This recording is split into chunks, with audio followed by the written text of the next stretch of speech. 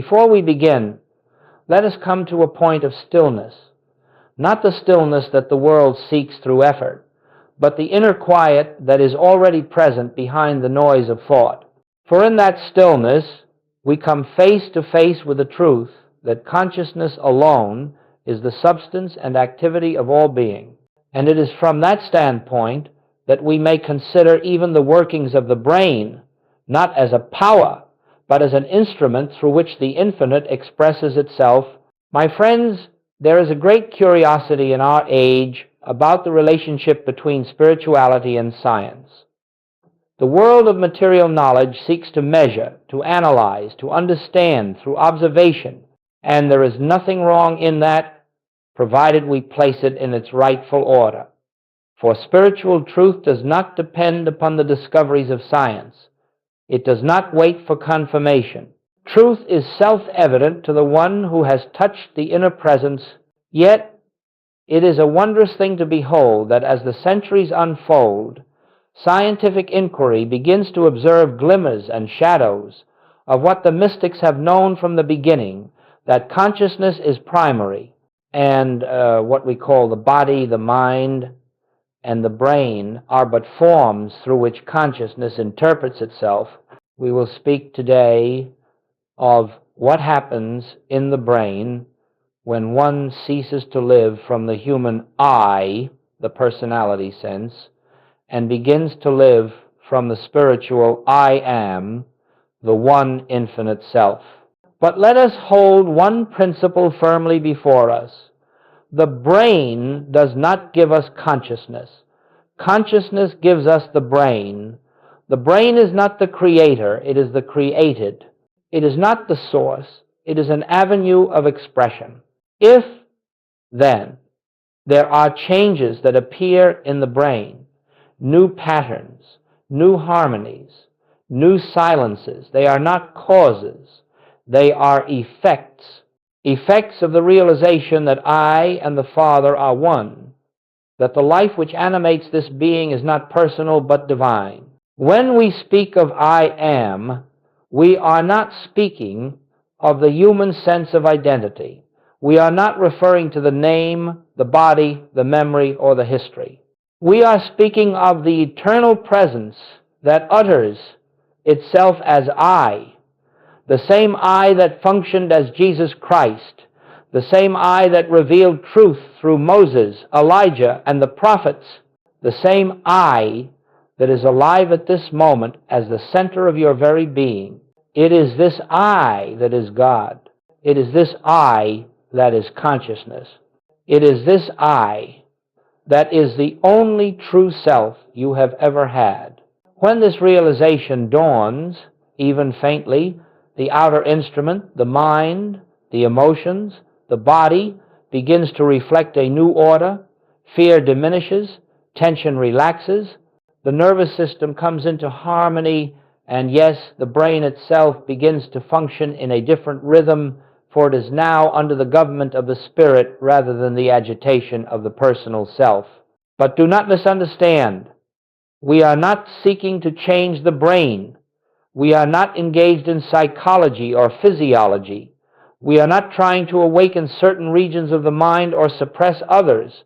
No, we seek only to know God aright.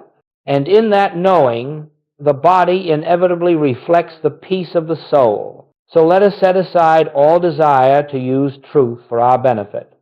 Let us forget the wish to enhance our experience through spiritual knowledge. Let us simply abide in the recognition that the presence which says I is the only life there is, the only intelligence functioning, the only power that acts. And if there is harmony in the body or mind as a result of this realization, it is because harmony was the truth from the beginning.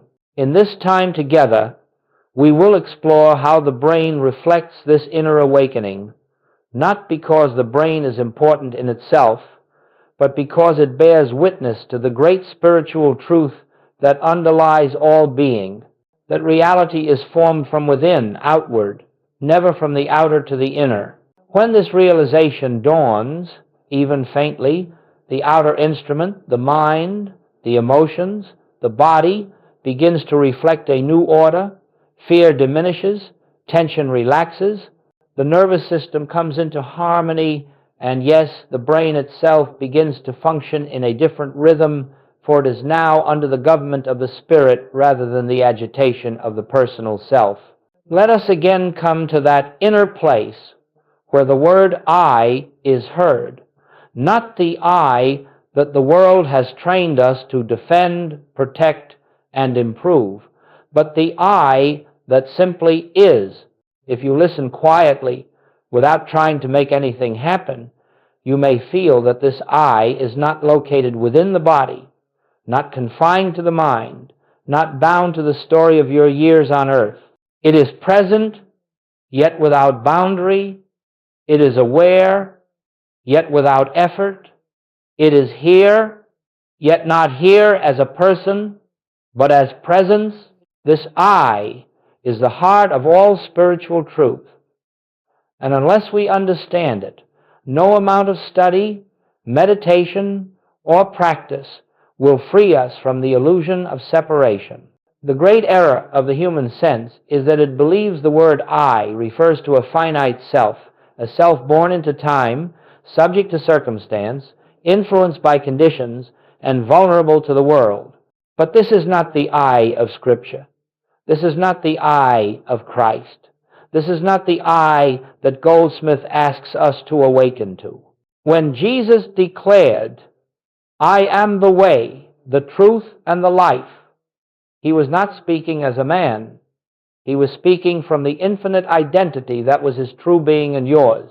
When he said, I am the light of the world, he was not describing a personal virtue, but the radiance of God expressing itself as the consciousness of the individual. And when he said, before Abraham was, I am, he pointed to the timeless nature of identity before body, before mind, before form, before the world. This same I is the reality of your being. There are not many I's scattered across the earth, each with its own private existence. There is but one I, appearing as infinite individual expressions, yet never divided. The eye that looks out through your eyes is the same eye that looked out through the eyes of every sage, every prophet, every illumined soul throughout history. It is the same eye that animates every living thing. So long as we cling to the belief that I is a separate person, we will remain bound to fear, conflict, and limitation. For the personal sense is never safe, never complete, never at peace. It lives in perpetual reaction to conditions and is always seeking a better circumstance. But when, through inner revelation, we begin to sense that I is not personal but divine, we touch a freedom that no circumstance can give or take away. This realization is not a philosophy, it is an experience. It is the moment when the walls of personal identity begin to dissolve and we feel the presence living us, breathing us, thinking us. It is the moment we understand that consciousness is not inside the body, but the body is within consciousness, and consciousness is I. It is this shift of identity from personal to impersonal, from human to divine, that brings harmony into expression. For the body, the mind, and even the brain can only reflect the consciousness that governs them. If the consciousness is fearful, the brain will be agitated. If the consciousness is burdened, the mind will be confused. If the consciousness is divided, the body will show it. But when the consciousness rests in the realization, I am, the instrument reflects peace. Hear this well. You do not become the I am. You recognize that you have never been anything else. You cannot achieve God consciousness. You awaken to it when you say, I am tired, I am afraid, I am unworthy. You are not describing a condition. You are misidentifying the I.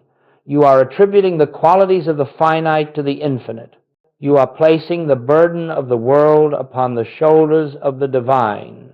This is the root of all suffering. But when you come to a place where you can rest and simply know I am, without adding anything after it, without qualifying it, without personalizing it, then the truth of your being begins to reveal itself. Identity shifts, the false sense dissolves, and what remains is the pure awareness of I, untouched, unconditioned, unchanging. This is the foundation of spiritual life. This is the beginning of healing. This is the opening through which grace flows. For grace does not enter a personal self. It reveals that the personal self has no real existence. Let us hold, then, throughout our journey, this central truth. There is only one I. That I is God.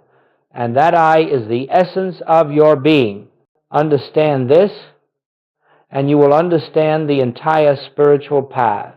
Let us continue now in the same stillness with which we began, for without inner quiet there can be no true hearing of spiritual truth. The things of spirit are not grasped through mental effort. They are revealed as we become receptive, as thought yields to awareness and personality steps aside. In this atmosphere of silence, the deeper meaning of I unfolds. We have spoken of the nature of identity, and now we turn to observe how the shifting of identity affects what the world calls the mind and the brain. But always remember, we do not study the brain because it has power. We study it only to see how the form responds when it is no longer animated by the belief in a personal self. There is a center within the human mind that modern science describes as the part of the brain responsible for self-reference, worry, the story of me, the endless stream of thought through which the personal sense maintains its illusion of existence. It rehearses the past, anticipates the future, defends its position, and concerns itself with how it appears to the world. This is the activity of the personal ego, and it is constantly at work. In spiritual terms, this is what Scripture calls the carnal mind, the mind that is enmity against God, not because it is evil, but because it is a false sense of identity. It is not a mind created by God. It is a belief in a selfhood apart from God. And as long as this belief is active, the brain responds with agitation, tension, and restlessness. It must do so, for it is reflecting the consciousness that governs it. But something remarkable begins to happen when the truth of our being dawns. When, even for a moment, the awareness arises that I is not the personality but the presence. When the personal sense softens, loosens its grip, becomes transparent, the activity of this ego center begins to quiet, not through will, not through discipline, not through trying to be calm, but through the simple recognition that the I we have been defending has no reality. We have spoken of the nature of identity, and now we turn to observe how the shifting of identity affects what the world calls the mind and the brain.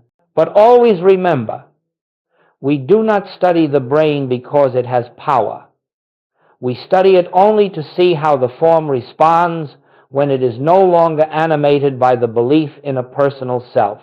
You see, the ego cannot survive when it is not believed in. It requires attention, it requires identification, and when the attention returns to the I am, the ego finds nothing to cling to. The brain, being an instrument, responds meekly to this shift. The regions associated with fear become quieter. The circuits associated with rumination grow still. And in their place arises a sense of spaciousness, not mental emptiness, but a living silence in which the presence is felt. In Goldsmith's language, this is the peace that passeth understanding, the peace that is not produced by the mind, but revealed when the mind is no longer attempting to govern life. It is the peace that appears when the government is upon his shoulder, when we acknowledge the I that is God as the only true identity. This is the first great change, and it prepares the way for all others. For when the mind is no longer drawing its life from the personal sense, it becomes an instrument through which divine ideas may flow. And when the mind is quiet, The body responds with harmony, the emotions with calm, and the brain with a new orderliness. Let us remember, we do not seek to silence the mind. We seek only to know the truth of I. And when that truth is known, the mind silences itself. In this recognition, the noise of the ego begins to dissolve, and a new center emerges, the center that is not in the skull, but in the eternal I am. From that center flows peace, guidance, clarity, and a gentle assurance that we are not living life. Life is living us. Let us rest in that knowing for a moment. I am, and because I am, all is well. Let us continue gently, without rushing, for truth reveals itself only in an atmosphere of receptivity. The mind that seeks to understand with intellect will miss the depth of what is being offered. But the heart that is still, the awareness that is open, will hear what cannot be spoken in words. There is a point in our spiritual unfoldment where we begin to notice that the body itself reflects the state of consciousness we are living in. Not because the body has power, nor because the body creates harmony or discord, but because it is an instrument through which consciousness reveals its condition. When fear is active, the body tightens. When worry governs, the breath becomes shallow. When the personal self is striving, the nervous system becomes strained.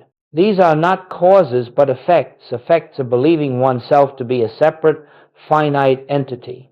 In the world of science, they speak of the sympathetic and parasympathetic nervous systems, of stress hormones and biological responses. They tell us that the body moves into fight or flight when the mind perceives threat. And all of this is true on the level of appearance, but it is not the truth of being. For behind these responses stands the false sense of self, the belief in an I that must protect itself from life. When we live from the personal identity, the nervous system is rarely at rest. It must always be on guard, always anticipating, always interpreting life through the lens of survival. But the moment we awaken to the truth that I live, yet not I, but Christ liveth in me, something profound takes place. Fear has no home in the presence of God, and when fear dissolves, the body relaxes as naturally as a flower opening to the sun. This release is not achieved through effort. You cannot force the body into peace. You cannot command the nervous system to calm itself. You cannot make the heart slow or the breath deepen through will. But when the realization dawns, the I that I have been trying to protect is not me, the entire being softens, the nervous system yields, the breath becomes gentle, and the body enters a state that science calls rest, but spirit knows as peace. This peace is not emotional tranquility. It is not the temporary quiet that comes when circumstances improve. It is the peace that is the nature of God, the peace that I am. It does not arise because something has been fixed. It arises because the truth of identity has been recognized. You see, the nervous system is responding not to external conditions, but to the consciousness interpreting those conditions. And when consciousness knows itself as the I am, untouched by appearance, untroubled by form, uninfluenced by the world, the body receives that knowing as safety. That safety is not the safety of circumstances, it is the safety of truth. Many have asked, how can I find peace? And the answer is always the same. You cannot find peace while believing that you are a person in a dangerous world. You find peace when you realize that the I of your being is spirit, and spirit is never threatened. This release is not achieved through effort. You cannot force the body into peace. You cannot command the nervous system to calm itself. You cannot make the heart slow or the breath deepen through will. But when the realization dawns, the I that I have been trying to protect is not me, the entire being softens, the nervous system yields, the breath becomes gentle, and the body enters a state that science calls rest, but spirit knows as peace. This is grace. It is not achieved. It is revealed. In this state, the body becomes an instrument of harmony, reflecting the peace that emanates from the center of being. And this peace is not fragile. It does not depend on silence around us or kindness from others or order in the world. It is not disturbed by conditions because it does not arise from conditions. It arises from the presence that declares, "Be still and know that I am God." Let us rest, then, in the assurance that the nervous system seeks no technique. It seeks only truth. And as we abide in the awareness that the I which lives us is God, the entire body will bear witness to that realization. This is the spiritual meaning behind physiological peace. God, recognized as the self, is the healer, the harmonizer, the quieting influence that governs all form. Remain a moment in that awareness. I am peace, not as a quality I possess, but as the truth of my being. Let us continue now in the same stillness that has accompanied us from the beginning. For what we speak of in this section cannot be grasped by the mind that is accustomed to interpreting life through the five senses. It must be heard with the inner ear, the ear that listens not to words but to the spirit that breathes through the words. There is a moment in our spiritual awakening when perception itself begins to change, not because we make an effort to see differently, but because the center from which we look has shifted. When the personal sense of I governs perception, everything appears fragmented. The world seems divided into good and evil, mine and yours, friend and enemy, desirable and undesirable. Life becomes a series of judgments and comparisons, each one reinforcing the belief in separate selves. This is what the world calls normal perception, but it is not spiritual vision. It is the vision of the personal ego, the vision of one who believes themselves to be a self apart from God. And so long as this sense of separation persists, the brain must interpret life as conflict, tension, and uncertainty. The world appears dangerous because we believe ourselves to be vulnerable. The world appears divided because we believe ourselves to be separate. But when the realization dawns that I is not a person looking outward upon the world, but infinite consciousness appearing as individual being, a new seeing begins. This seeing is not an achievement. It is not produced by mental work or a spiritual technique. It is the natural seeing of the one who no longer identifies with the personal sense. In Goldsmith's language, this is the moment when we begin to see through appearances.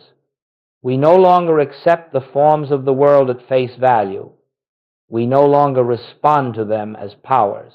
We behold them as images in consciousness, images that have no life, no authority, no substance, apart from the one who is living as all being. And when this happens, the brain responds with a new order of activity. The centers associated with fear grow quiet. The circuits associated with reactivity diminish. The regions associated with intuition, empathy, and holistic understanding become more active. But again, these changes are not the cause of spiritual awakening. They are the shadow of it. They are the body's way of bearing witness to the truth that consciousness has remembered itself. You see, spiritual vision is not a matter of seeing what the eyes show, but seeing the reality behind what the eyes show. It is the recognition that every person we meet, every circumstance we encounter, every object we behold is an appearance within the infinite consciousness that is the I am. When perception is rooted in the personal self, we see others as separate minds, each with their own will, each with their own desires, each with their own flaws. But when the I of our being is recognized as God, There is no longer my mind and your mind. There is only mind, infinitely expressed. And so we behold others, not as personalities, not as bodies, not as histories, but as individualizations of the same, one that is our own true being. This recognition softens the heart. It dissolves judgment. It ends resentment. It brings compassion, not because we try to be compassionate, but because we can no longer behold a self apart from God. And the brain, in its faithful service as an instrument, reflects this shift with coherence, clarity, and ease. Spiritual vision is not mystical. It is natural. It is the way consciousness sees when it is no longer clouded by the belief in separation. It is the seeing that Jesus spoke of when he said, "Judge not according to appearance, but judge righteous judgment." Righteous judgment is the seeing of reality. It is the beholding of the Christ in every individual, even when the appearance seems to contradict it. To live from this vision is to walk through the world untouched by its fears, unmoved by its divisions, unburdened by its conflicts, not because the world has changed, but because the one who is seeing is no longer the personal sense, but the I am. Let us rest in this recognition.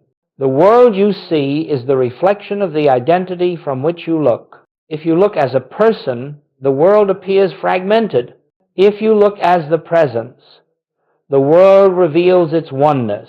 Remain a moment in that inner seeing, not with the eyes, but with the awareness that recognizes the same life, the same self, the same I in all. Let us once again settle into that inner quiet where truth is revealed not by the mind, not through thought, but through the gentle awareness that stands behind thought. For in this stillness we begin to perceive one of the great spiritual principles that governs the entire experience of life. All suffering is sustained by resistance, and all resistance is the activity of the personal self. In the world, resistance is considered a natural response to difficulty. When faced with illness, the person resists it. When faced with lack, they resist it. When faced with conflict, they resist it.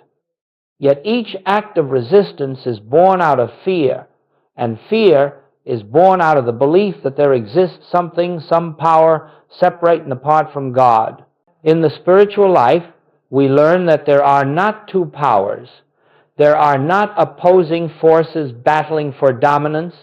There is only one presence, one life, one infinite reality expressing itself as all being. The moment we recognize this, resistance becomes unnecessary. For what is there to resist when we know that God is the only presence and the only power? Now let us consider how this truth expresses itself in the body. When the personal sense of self believes it must fight against conditions, fight against illness, fight against circumstances, fight against the world, the body is flooded with the chemistry of fear. Tension, stress hormones, the tightening of muscles, the quickening of breath. The body behaves as a creature besieged because the consciousness believes itself to be a creature besieged. This is the physiology of separation.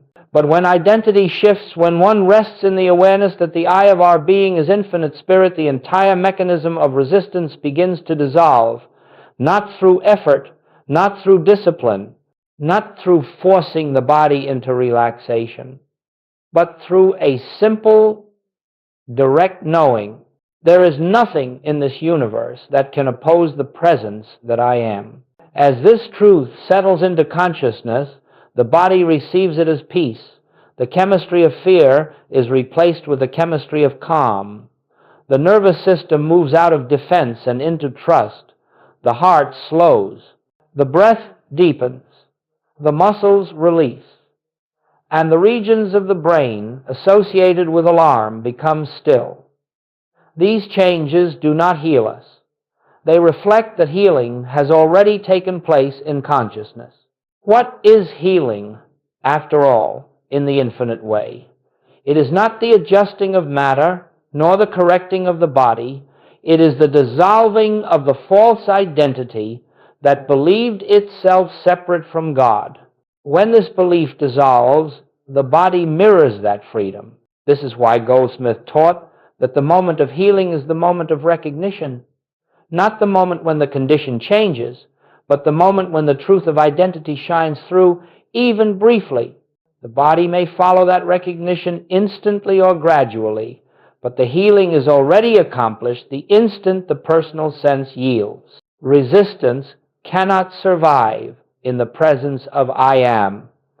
It simply melts away, and when resistance melts, what remains is harmony. Harmony in the mind, harmony in the emotions, harmony in the body. Not because harmony was created, but because it was revealed. Harmony is the natural state of being when we are not resisting the one that we are. Let us place this into simple terms. When you struggle, you affirm separation. When you resist, you energize the very condition you fear. When you fight, you strengthen the illusion. But when you rest in the awareness I am, all false powers lose their seeming reality. This is not passivity. It is not resignation. It is recognition. It is standing still in the truth that the I of you is the governing principle of all form. And when consciousness stands still, the body stands still. When consciousness releases its grip, the body relaxes. And when consciousness recognizes its oneness with God, the body cannot help but reflect that oneness.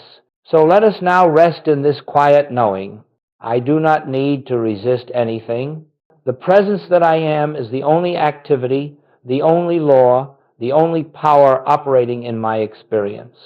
In that presence, all stress, all fear, all tension dissolves. Let that awareness settle into you, not as a belief, not as an affirmation, but as a simple recognition of what has always been true.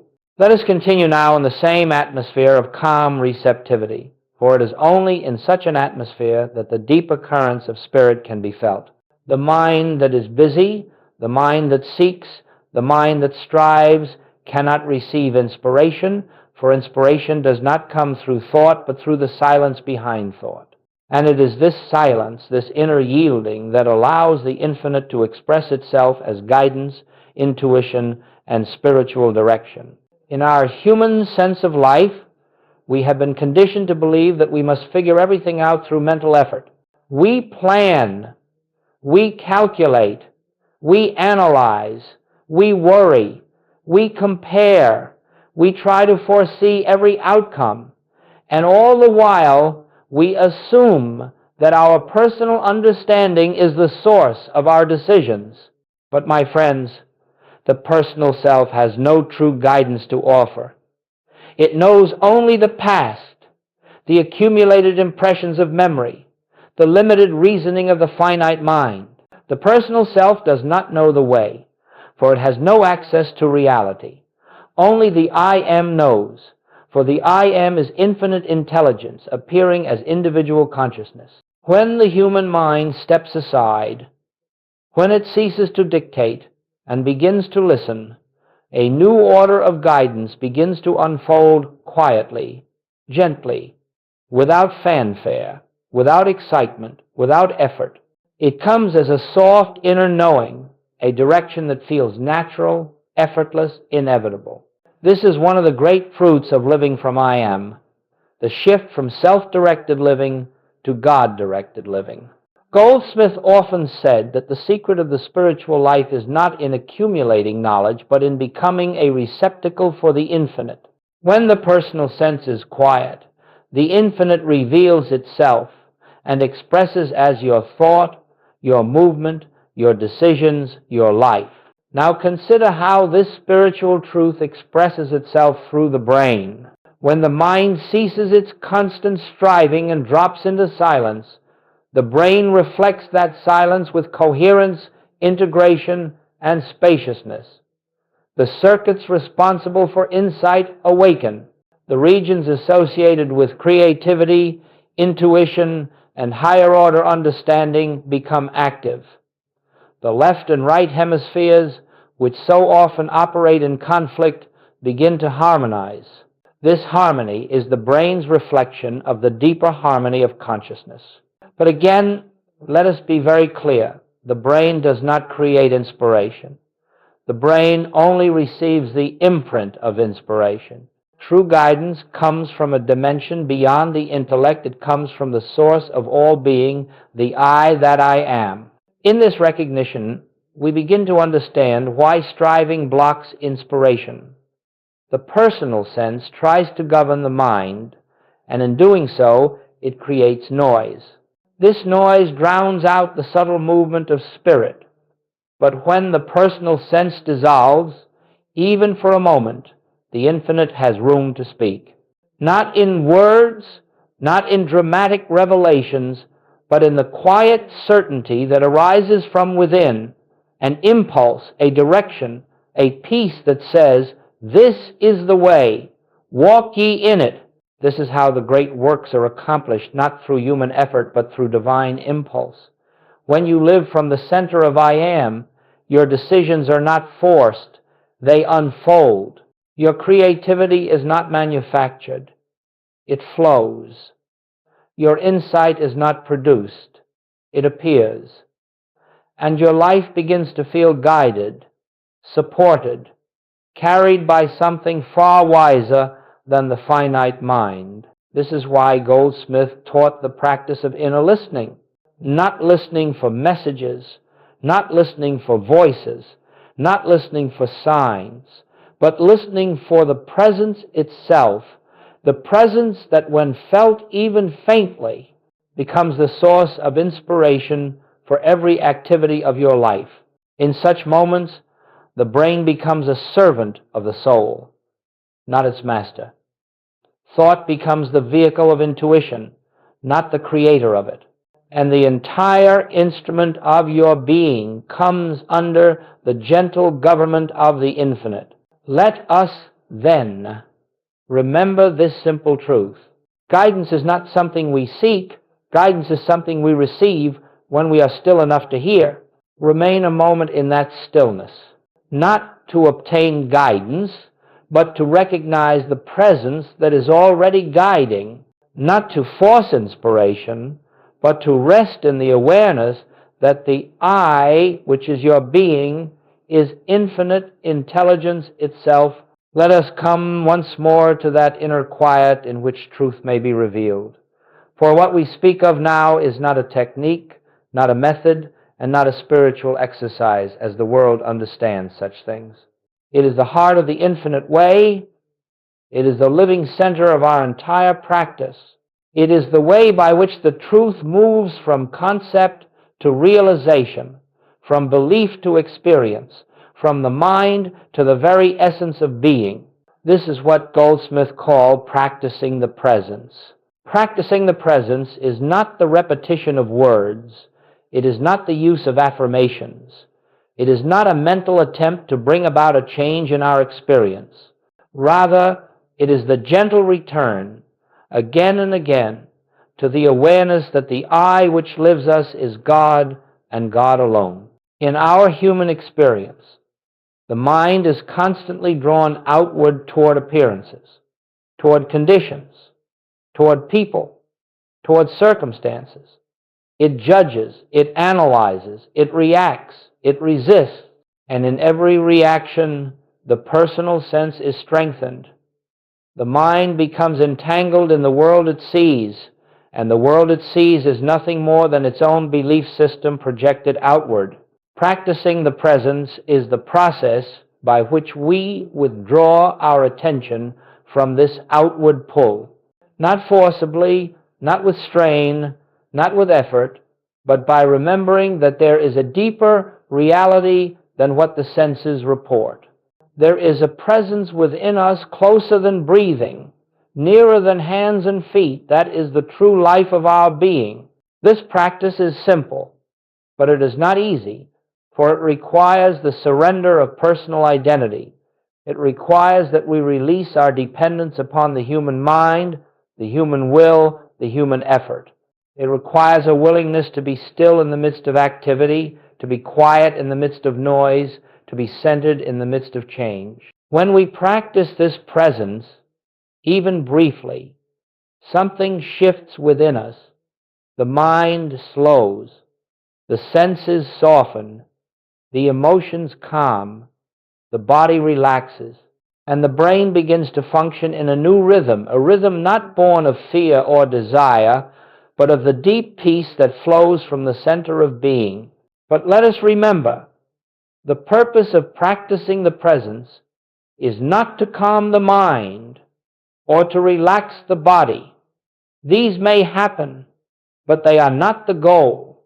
The purpose is singular, to recognize God as the I of our being, to recognize the presence that has always been there.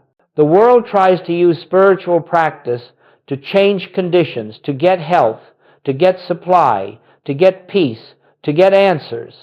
But in the infinite way, we do not practice to get. We practice to recognize. We practice to remember the truth that has been eternally established. I am is my life. I am is my safety. I am is my peace. I am is the source of every good. When this recognition becomes steady, not through effort, but through deep inner knowing, the outer life begins to conform to the harmony that has always existed within. In this state, problems no longer represent threats. They become shadows without substance. Needs no longer appear as lack. They reveal themselves as opportunities for the I am to express its fullness. Relationships no longer feel like emotional negotiations. They become expressions of the same presence meeting itself. Now, how do we practice this presence? Not through long meditations, not through hours of contemplation, but through frequent, gentle moments of remembrance throughout the day. A pause, a moment of silence, a turning inward, a quiet acknowledgement. Father, I thank thee that thou art here. Or simply, I, not I the person, but I as the infinite. This is practicing the presence not to change the world, but to see through it. Not to improve life, but to awaken to the life that already is. Not to strengthen the personal self, but to dissolve it. And as this practice becomes natural, you will find that guidance appears before you ask, harmony unfolds before you seek it, supply meets you without your pursuit, and peace accompanies you without your striving. These are not the results of practice, they are the revelations of reality when the obstacles of personal identity fall away. Let us then remain for a moment in the gentle awareness of the presence. Do not try to feel anything. Do not attempt to think anything. Simply rest in the truth. I am, and that is enough. As we come to the close of this journey together, let us not think of it as an ending, for nothing in spirit ends. What we have shared is not something to be remembered intellectually, not something to be stored in memory or repeated as words. It is something to be recognized again and again until it becomes the atmosphere in which you live, move, and have your being. The entire purpose of these teachings and of this time we have spent together is to bring you to one simple awareness. The I that you are is the presence of God. Not someday, not when you have perfected yourself, not when outer conditions change, but now, right here, in this breath, in this awareness. If you have felt even a moment of peace during this time, that peace was not given to you by words. It was not generated by thought. It was not created by teaching. It was the nature of your own being revealed when the mind grew quiet. If you experienced a softening in the body, a release of tension, a sense of spaciousness within, this was the body bearing witness to the truth that the personal sense had loosened its grip, even briefly. The nervous system responded to reality. The brain reflected the nature of spirit. The body, as always, followed consciousness. If you sensed clarity or insight or a deep gentleness, these were not gifts from outside you. They were the natural expression of the I am as your very awareness. And so, as we complete this teaching, let us not leave it behind. Let us not return to the belief that life must be met as a person, struggling, planning, resisting, fearing. Return instead to the simple truth that has been quietly revealed throughout every section. There is only one I, the infinite I, the divine I, the I am, and that I is your identity. Everything in your experience will change when this becomes more than an idea, when it becomes a lived recognition, not all at once, not through force, but gently, progressively, in the rhythm of grace. There will still be moments when the mind forgets, when fear arises, when the personal sense reasserts itself. This is not failure. This is the human appearance, dissolving a little at a time. In those moments, do not struggle. Do not criticize yourself. Do not try to get back to the presence. Simply pause, become still, and remember, I have never left the presence. The presence has never left me. The I of me and the Father are one. And in that remembrance, whether it takes a second or a minute or an hour, the truth will reassert itself and you will feel the gentle return to the center. This is your practice now. Not perfection, but remembrance. Not conquest, but surrender. Not effort, but receptivity. Let the presence live you. Let the presence move you. Let the presence be your seeing, your hearing, your speaking, your doing. For in truth, it already is. There is no personal self directing your life. There never has been.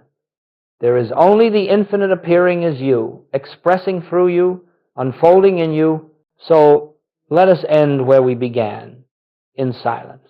For silence is the language of the soul, the dwelling place of the I am, the sanctuary in which the truth is recognized without a single word. Rest now in that silence. Rest in the gentle awareness of the presence. Rest in the knowing, I am, and that is enough.